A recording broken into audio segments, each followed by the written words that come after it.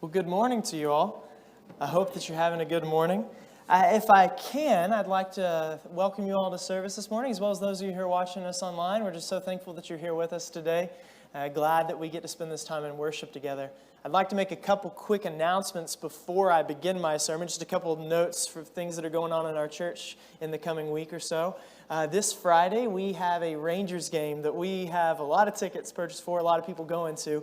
But if you want to get on that list to go with us to the Rangers game this Friday, you can still do that, but you need to let me know by today.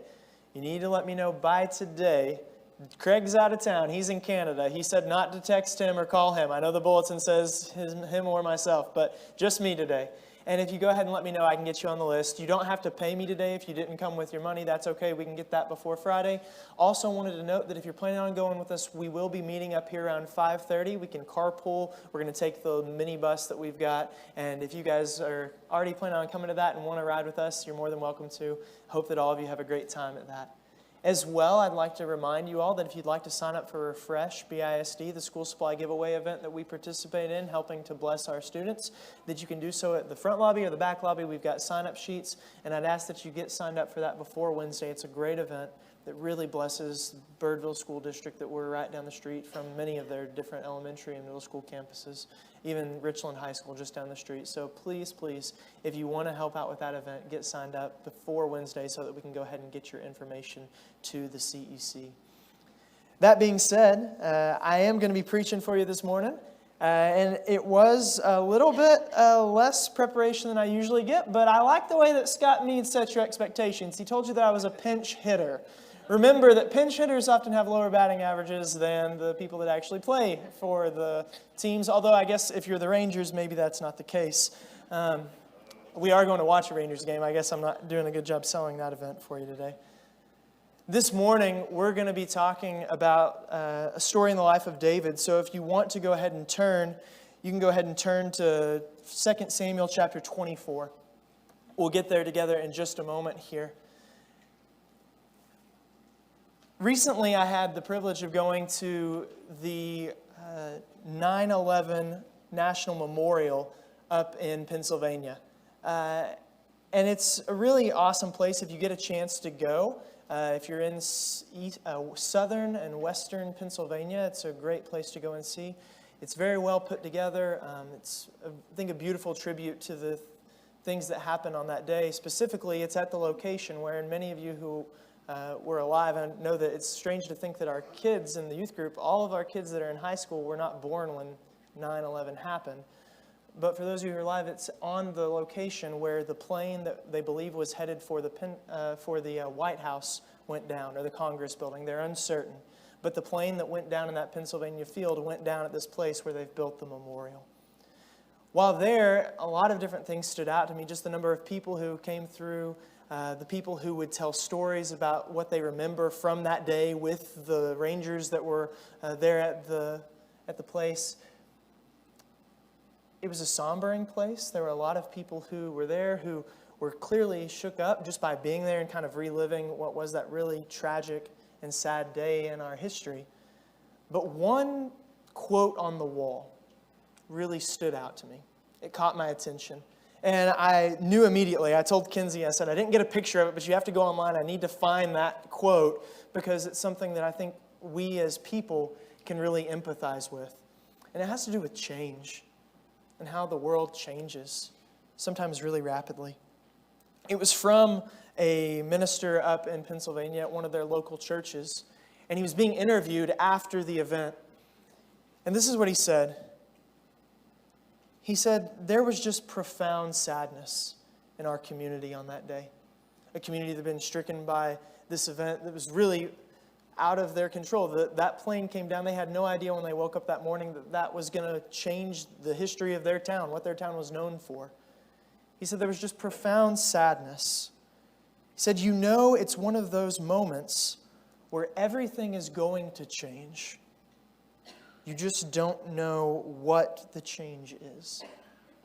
Like you know that something is not going to be the same, but you're just not sure what exactly that change looks like. I think that we could say that, although not on as national of a scale, in the Bible, we get a story about David that really does kind of change his life and the trajectory of his life forever.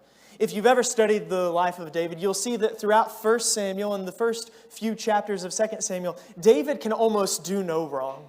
David is on a just crazy ascent to the kingdom, to the kingship. He goes from being a poor shepherd boy to the general of Saul's army to a fugitive on the run who then becomes the king of Israel. And he just seems to be conquering lands and the ruler that God has established. God tells him, I'm going to establish your throne. Your kingdom's going to last forever, David. Like David just has this crazy trajectory throughout 1 Samuel into the beginning of 2 Samuel. And then an event happens that changes everything. David commits a sin. He takes the wife of Uriah the Hittite, Bathsheba, and he causes her to get pregnant. He then, to try and cover up his sin, kills her husband Uriah and kind of takes her as his own wife, even though he knows that he's done these terrible things. And Nathan kind of passes judgment on David. The prophet Nathan comes to David and he says, everything is going to change from here on out. He says, what you've done has changed the rest of your life. He says, there's going to be fighting within your family. You're never going to be able to escape the sword. You're always going to have uneasiness about you. In fact, you might have to go back on the run like you had back before you became king. And also, and probably the worst consequence that comes of this is that the child that David and Bathsheba had together actually dies. Everything about David's life, from what we read about him in our biblical account, changes just like that. And he goes from ascending the ladder, like from the greatest, to really just what is a really sad existence as we see in the rest of that book. And yet, in the midst of what was a terrible and sad change, just truly profoundly sad as we read the story of David together, here at the very end, the very last chapter of 2 Samuel together, although this too I think you could categorize as a sad story, this story offers us a glimpse of hope. A glimpse of who David can still be, even though he has committed sin. Even though he has now, by the time we get here, had a son who killed one of his other sons, had a son who rebelled against him, had an uprising within the land of Israel from the people that he was supposed to be the king over. That although all these things has happened, that there's still a chance and time for David to change. There's hope for David. And also that God, although things have changed, is constantly seeking to do what's best for his people. And maybe even reconcile those that feel like they're too far off. Those whose lives may be considered as lost.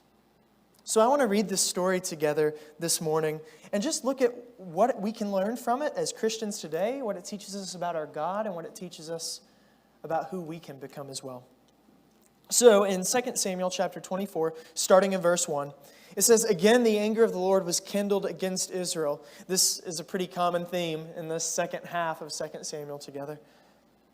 "And he incited David against them, saying, 'Go count the people of Israel and Judah.' And so the king said to Joab and the commanders of the army who were with him, 'Go through all the tribes of Israel, from Dan to Beersheba, and take a census of the people, so that I may know how many there are.' But Joab said to the king, 'May the Lord your God increase the number of the people 100-fold, while the eyes of the Lord my king can still see it. But why does my lord the king want to do this?' But the king's word prevailed against Joab and his commanders of the army. And so Joab and the commanders of the army went out from the presence of the king to take a census of the people of Israel." Now, a couple really interesting things happen here that I would be remiss if I didn't mention. You're probably reading this and there are already some question marks that come up in this story. Like, what's going on in verse 1 when it says, "The anger of the Lord was kindled against Israel, and he incited David against them"? Like, what's going on with that? Well, if you were to flip over to Chronicles, the account that's told there of this event says that Satan is the one who incited David. It's possible from some different commentators and translators that I was reading over in preparation for this lesson that maybe God is angry with Israel, and that causes David to be nervous about his prospects. The Satan rising up against them also in Hebrew can be translated as like an adversary rises up against Israel. Maybe that fits in with this, that they have an enemy who rises up against them because God is angry and allows that to happen. And for whatever reason, of all the different things that we can see, David decides he wants to take a census. Joab says, David, why are we doing this? Which is probably the only time that Joab ever does anything to help David in his reign. Joab is like a perennial villain in David's kingdom, in my opinion. You can determine for yourself. But Joab says, David, are you sure you want us to do this? Is this really what you want us to do, is take this census? And there are different passages in the Old Testament, such as Exodus chapter 30, where God kind of gives commands on when and how the Israelites need to take a census. But we aren't really sure what David does wrong here. If it's that rule in Exodus chapter 30 that he breaks, or if maybe there are some other things, like in Numbers chapter 1 and Numbers chapter 4, that David kind of misconstrues some of the Old Testament law. Again, whatever the case with that, what you need to know is this morning. David takes a census of the people, and he does it in a way that he feels convicted in his heart that he has sinned against God. We see that whenever he gets done with the census down in verse 10. We aren't told that God approaches David first. We're told that afterward, David was stricken to the heart because he had numbered the people of Israel. Like something about what David did, he knew was wrong. Whether that was that he didn't trust God, or whether that was because he broke the law, we're uncertain. But David knew in his heart, as a man who we're told is after God's own heart, that he had done something he should not have. David said to the Lord in verse 10, I have sinned greatly in what I have done. But now, O Lord, I pray that you would take away the guilt of your servant, for I have done very foolishly. David is stricken over this thing that he does, and he prays to God, please forgive me. Please take away my guilt, because I know that I've done something wrong.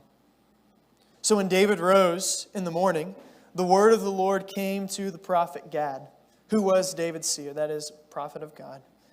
And he said this, go and say to David, thus says the Lord, you have 3 options, David.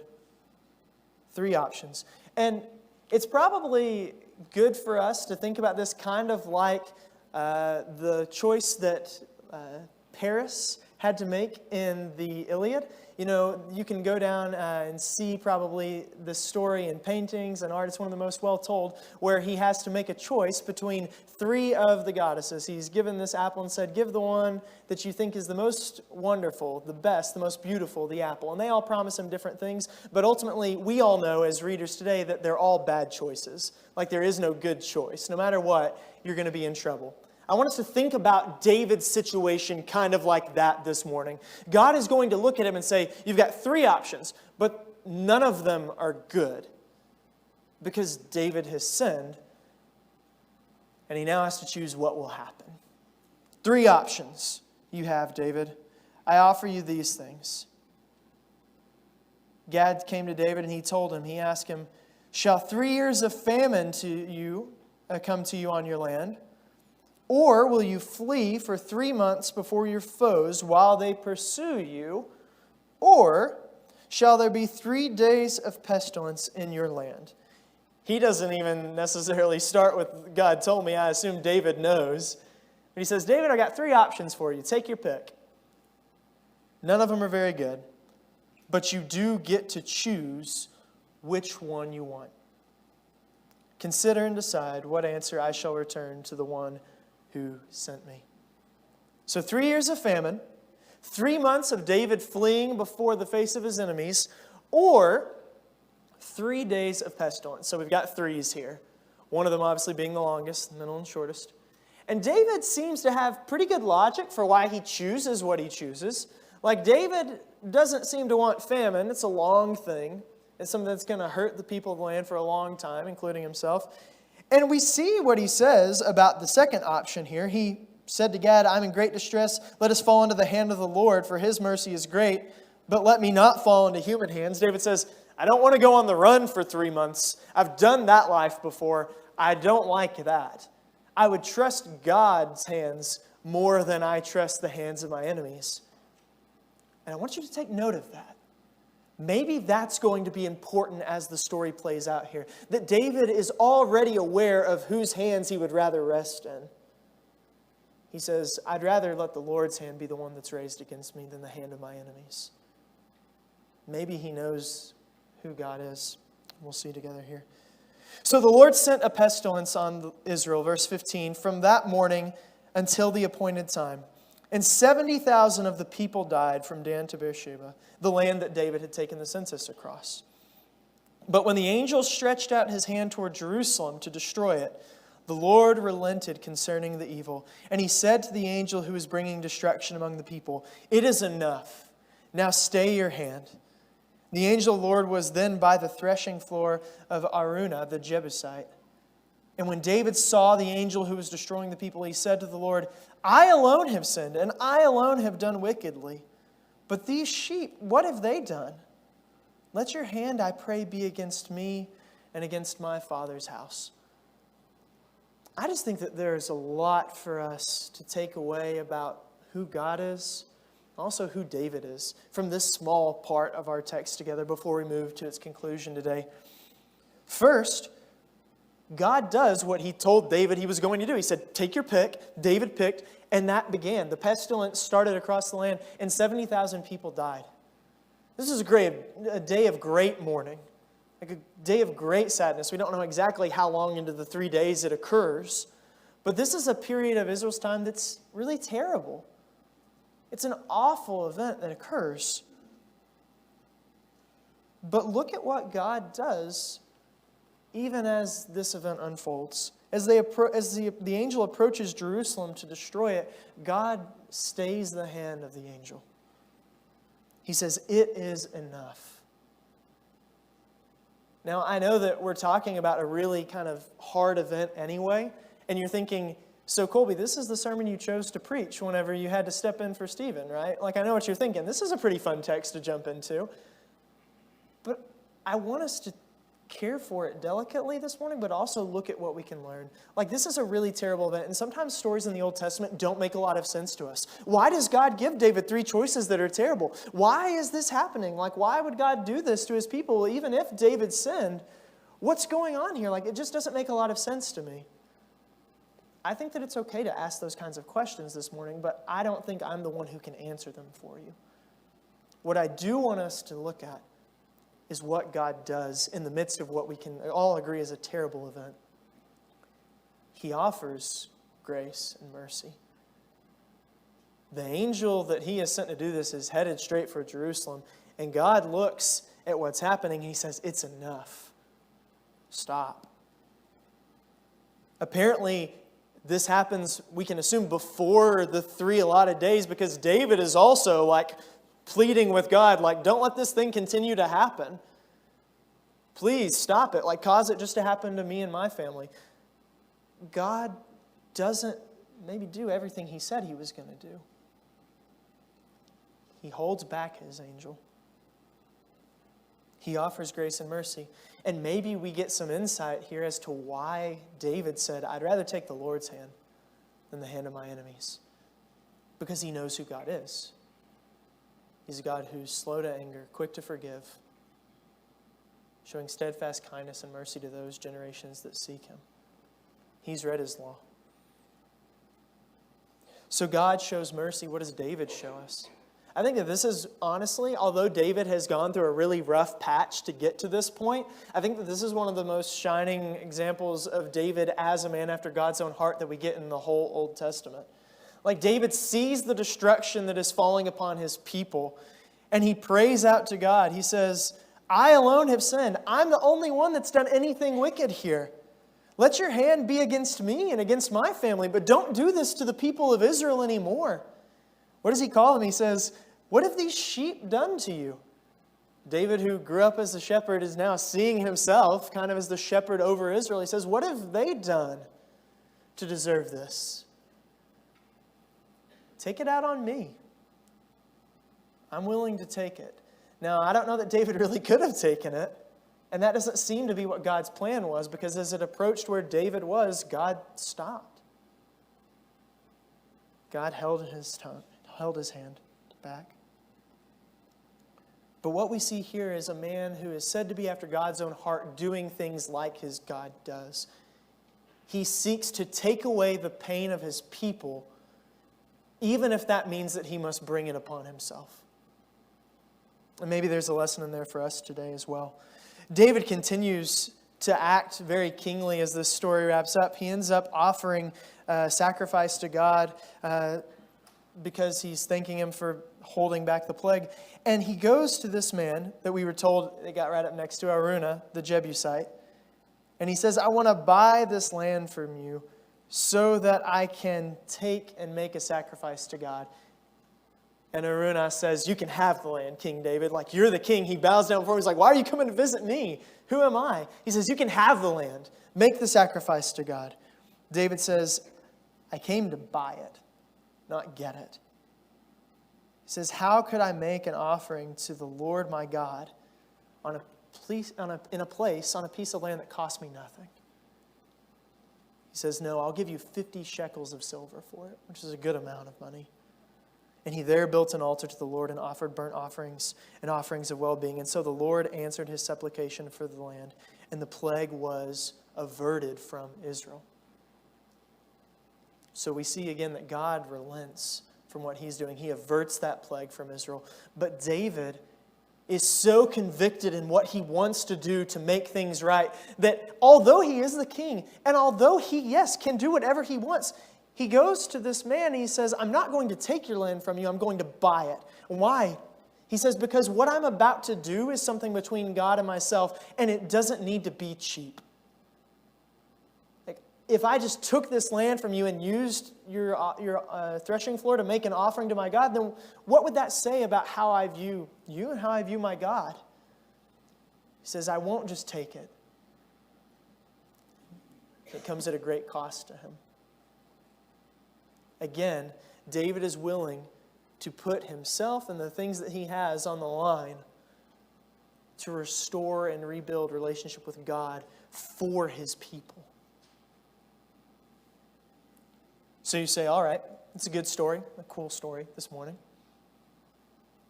What do we need to do with it? How does it apply to me?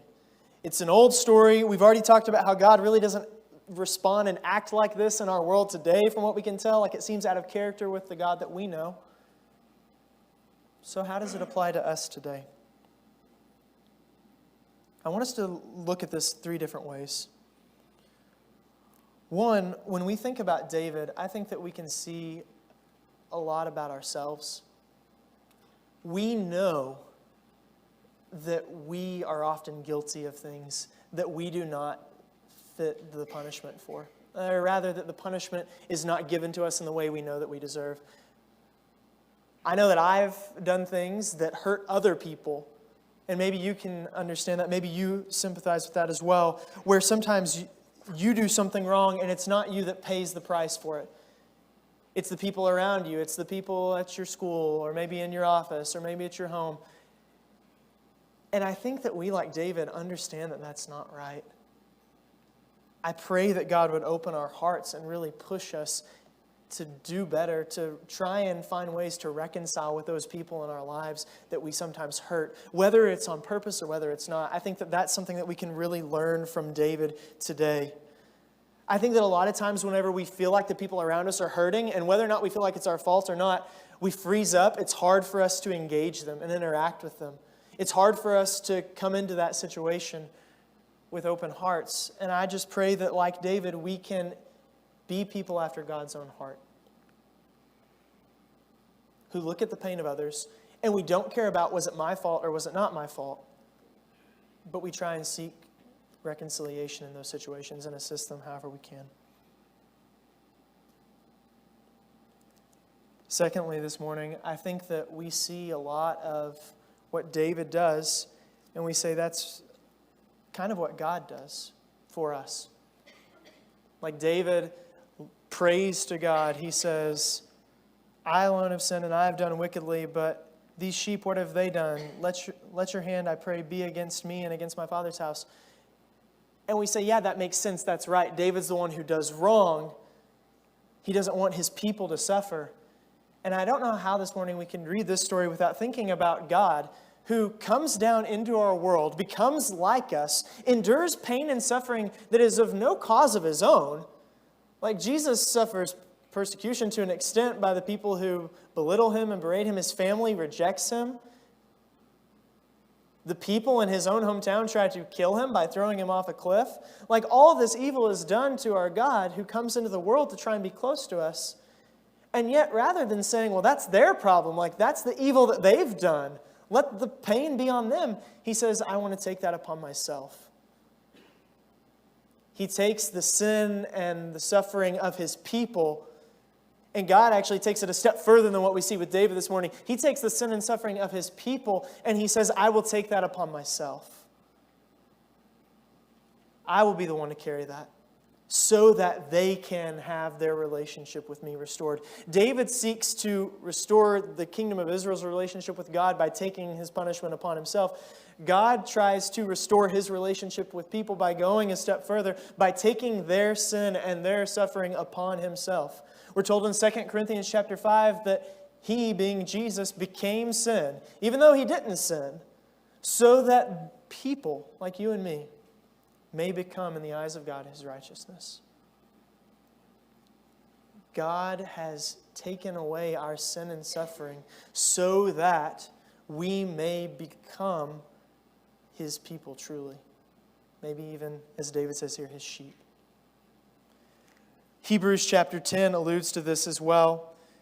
If you look at verse 12 and following, it says, But when Christ had offered for all time a single sacrifice for sins, he sat down at the right hand of God. And since then has been waiting until his enemies would be made a footstool for his feet. For by a single offering he has perfected for all time those who are sanctified. Jesus puts himself on the line so that all the people that he cares about, all the people that he loves, the people that were created in his image, in the image of God, might be saved. Let's not forget that although David is a good example this morning, that God is going to go a step further. That God ultimately, for you and me, was willing to take sin that was not his own and bear that so that we might be reconciled forever with him. David is a good example. Jesus is an even better one. And for us today, I pray that we would live in that sanctification by showing the same mercy that Jesus shows, by having the same kind of heart that David has. I pray this morning that we would look to God and what he has done for us and mirror his love and kindness towards us, toward the people that we come in contact with every day. It might not be my fault that others are hurting, but because of what Christ Jesus has done for us, it becomes our responsibility to try and bring about new creation in this world, to try and assist him as he seeks to heal this world from its sin, and to show people that God does want a relationship with them. It may be that someone else has hurt me, has aggrieved me. And yet, as we see in both David and Jesus' examples, sometimes it's not about getting what we deserve, or someone else even getting what they deserve. But it's about what God wants in restoring relationship with people. That's the message for you this morning. There is a God who has strived to reconcile with us, who has sought to make us his people again, and that he's called us like he's called his people in the past, to show mercy where there is hatred, and to show kindness where there is wrongdoing, to be people who say, yes, there is pain and suffering in the world, but there is a God who loves us and cares for us enough that He's willing to take that away. And to be people who truly come alongside those in our community who are hurting. You know, the day that Jesus died was truly a day that changed the world, a day of profound sadness on one hand. On the other hand, it's a day of great joy and hope for the people who seek Him and seek God through Him. Maybe this morning you want to accept the grace that's been shown by God. Maybe you decided, I want to be a part of that. Like, I want to be forgiven of my sins. And you want to profess that Christ is Lord. Put Him on in baptism and begin a walk where you assist in that new creation kingdom building that God has called us to. Maybe this morning you really resonate with the character of David and you say, you know, I feel like I've been in that kind of a situation. I've sinned against God and I just don't know how to reconcile. We're here for you in that way as well. Or maybe you're just this morning thinking about all the people in our community that you know who are suffering and hurting. And you say, I want to leave here this week and go out and try to ease their suffering, not by being able to take it away, because goodness knows there are more problems in the world than we're capable of dealing with, but by being present and coming alongside people through their struggles. Whatever the case this morning, you can respond to the message now as we stand and sing.